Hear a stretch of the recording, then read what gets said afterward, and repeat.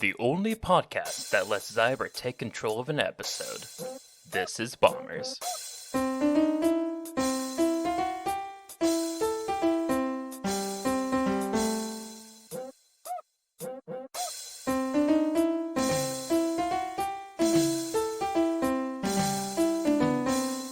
Hello everyone, this is Xiber, Bomber number 3. With me is no one. This is actually going to be an unusual episode. So I'm on vacation as of you listening to this. Or maybe I'm back. I don't know. I might be back. Anyway, we're too busy and I didn't feel like having Dig/Anthony try to come up with 2 episodes back to back without me. So I have decided to write up a little joke that I like to call the Cheerio Joke. But first of all, let's get to the bombastic news real quick. As normal, you can find our website, thisisbombers.com, where you can find out all about us, including our podcast here, obviously, our Twitch account that we play games on regularly, our YouTube account where you can listen to the podcast and see certain Twitch stream videos, whatever, and also our email account, thisisbombers@gmail.com, where you can email us questions, concerns, fan art, etc. And finally, you can also go to our Discord, link in the description below, where you can enjoy fun conversations with us and all of our fans. And also finally, we got our Patreon, where you can give us money if you enjoy this content. We have acquaintances, friends, best friends, executive bombducer. If depending on how much money you want to give us, you'll get certain boosts, whatever. I don't have Dig to go off of anymore. But if you give us enough money, you can hear pre and post shows where we record ourselves talking before and after the show to give you an idea of what all it takes to do the show.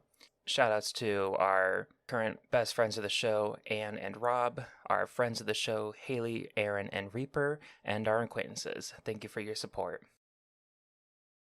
And now I think it's time for you all to enjoy the Cheerio Joke. There once was a Cheerio named, let's say, Bob, since everyone is Bob. Now, Bob lived inside a Cheerio box. I mean, where else would he live? Inside a cereal bowl? Not for long. Bob lived all the way at the bottom of the Cheerio box, though, with all the other poor Cheerios that worked jobs as servers, grocery store checkout lane workers, fast food managers, coffee shop baristas, janitors, lawn care workers, teachers, etc., etc. The kind of jobs you'd expect at the bottom of a Cheerio box. Bob the Cheerio lived in a pretty rundown apartment. It was the kind of apartment you'd expect to see at the bottom of a Cheerio box, practically made out of cardboard, with no sound dampening to stop all the neighbors from hearing everything that would happen in the daily and nightly routines of those that lived in it. Bob had grown accustomed to falling asleep to the cries and wails of baby Cheerios refusing the merciful embrace of sleep themselves, just like the rest of the Cheerios in this dilapidated apartment. Every morning, Bob would get up from his cot, take a cold shower, for there was never enough hot water, and eat a bowl of oats for breakfast. What, were you expecting a bowl of Cheerios? That's nasty as savages. He would then go get his regular cup of joe that tasted more like mud than bean juice from the coffee stand. Then he would make his way over to the shoe factory to make his living as a sole gluer. Normally, Bob would get into a groove while gluing soles to shoes, the kind of groove that allowed him to work in peace. No worrying, no questioning what on earth shoes were and why they continued to make them. This was the kind of groove that everyone yearns for when they have a lot of time to pass by when doing such mundane tasks. Unfortunately for Bob, this groove did not come today. No, instead of the groove, he instead began to think. Thinking was a scary thought to Bob, as autological as that sounds. The first month of working at his job had almost caused him to go insane from thinking too hard on what the point of his job was. And of course, when you question the point of your job, that can easily escalate to what the point of your being is. So today was the day that Bob unintentionally questioned what he was doing with his life as he slapped one rubber piece onto another to form a container that some mythical foot was supposed to be put in. Bob thought about his apartment he would be returning to as he clocked out of his shift. He thought about the measly money he was earning from his fruitless job as he stood in a long line in front of a taco stand for dinner. He thought about how he was never able to find a girlfriend or even regular friends to share hobbies that he never actually started as he stood in the much longer line for a cup of black coffee. And as he got under the thin piece of fabric on his cot, he realized something. This was the first time in a long time that a metaphorical light bulb had appeared over this Cheerio circular form. But he did realize that something had to change. The next day, the worker at the coffee stand did not see Bob. The foreman at the shoe factory also did not see Bob. No one questioned this, though, as no one got paid enough to care. Where was Bob, though? Well, the people who were paid to look out for people like Bob also did not see Bob as he stealthily made his way through the border crossing of the bottom of the Cheerio box in its middle section. Miraculously, Bob did what all those in the bottom of the box dreamed of doing, making it to middle class. But now that Bob was in the middle of the box, what would he do? As the sun rose up, Bob found himself awakened in his comfy bed next to his wife. He enjoyed his nice hot shower and then put on a nice hat before making his way down to the kitchen for some breakfast. His wife was already serving plates of bacon, eggs, and toast to his 2 kids and had another plate ready at his seat at the table. He kissed his wife, like how any regular Cheerio would, and dug into the food. On the way to work, he stopped by Starbucks and drank the same delicious coffee, burnt to the same degree every time, as Starbucks decrees it should be. Everyone greeted him at the office, and he greeted them back in kind while making his way to his cubicle. He then proceeded to spend 8 hours, with an hour lunch break in the middle, naturally, staring at his screen, occasionally moving his mouse, and even less occasionally typing on his keyboard. Once the clock hit 5 p.m., he was done for the day and ready to spend quality time with his family. That night, his family decided to hit up the local mall and peruse the stores that had not yet closed down due to the shift in online shopping becoming the only way to find products. Eventually, they got hungry enough to meander down to the food court, where they saw stands for sandwiches, pizza, and hot dogs. The sandwich stand had a long line that went all the way out of the mall to who knows where.